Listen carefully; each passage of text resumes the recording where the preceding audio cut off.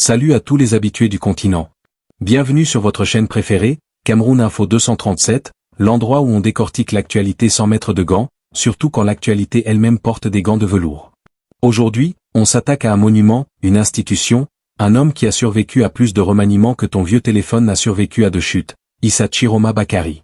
On va analyser ensemble ce slogan qui brûle les lèvres dans les taxis et les callbox, Chiroma, le bon diable. Est-ce un compliment?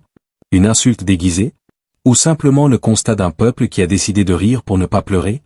On va voir comment un ministre est devenu, à lui seul, une figure de style national. Mais avant de plonger dans l'anatomie de ce diable pas comme les autres, les gars, faites un geste patriotique, lâchez-nous un gros pouce bleu. Ça ne coûte pas un franc CFA, ça encourage l'équipe, et surtout, abonnez-vous et activez la cloche. Ne restez pas au bord de la route, restez scotchés pour ne rien rater des mises à jour de l'info. Si vous êtes prêts, si vos mégas sont chargés, alors on lance le direct. Yaoundé. Dans les rues de Yaoundé, entre la poussière des chantiers et la ferveur des marchés de Mundi, un nom revient comme un refrain, une énigme ou une provocation, Issa Chiroma Bakary. Mais derrière le ministre aux verbes hauts et aux cravates impeccables, se cache une expression qui a fini par s'imposer dans l'imaginaire collectif, le bon diable. Comment un homme d'État a-t-il pu devenir le symbole d'une dualité aussi frappante? Voyage au cœur d'une sémantique qui en dit long sur le Cameroun d'aujourd'hui. L'homme du contre-feu, un style, une époque. Pour comprendre le slogan, il faut regarder l'homme. Issa Chiroma n'est pas un ministre ordinaire. Il est le maître de la répartie. Longtemps porte-parole du gouvernement, il a été le bouclier du régime face aux crises. Crise anglophone, attaque de Boko Haram, tension post-électorale. Le peuple l'a baptisé ainsi car il possède cette capacité rare, dire l'indicible avec une élégance qui désarme.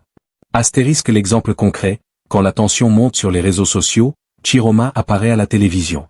Il utilise un français châtié, presque théâtral.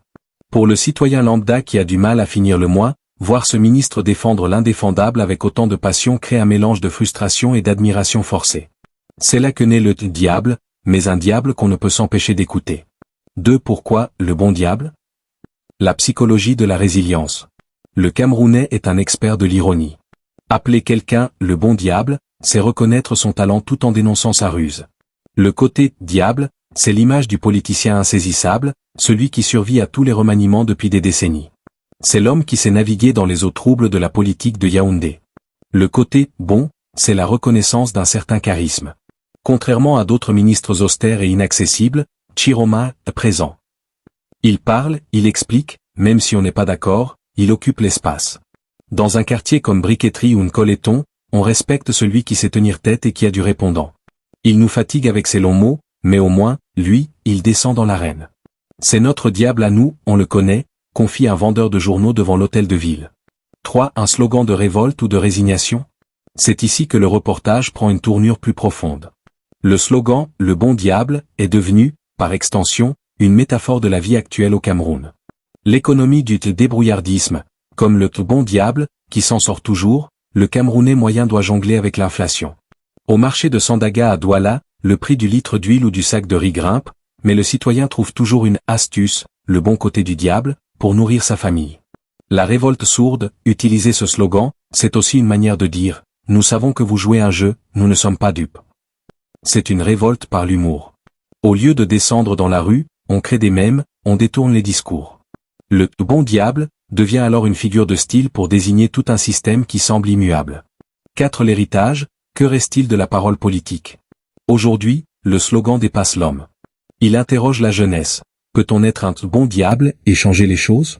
Dans les universités de Soa ou de Ngoa-Ekele, les étudiants analysent la communication de Chiroma comme un cas d'école. On y voit la preuve qu'au Cameroun, la forme importe parfois plus que le fond. Conclusion du reportage. Issa Chiroma, en restant ce bon diable national, incarne cette dualité camerounaise.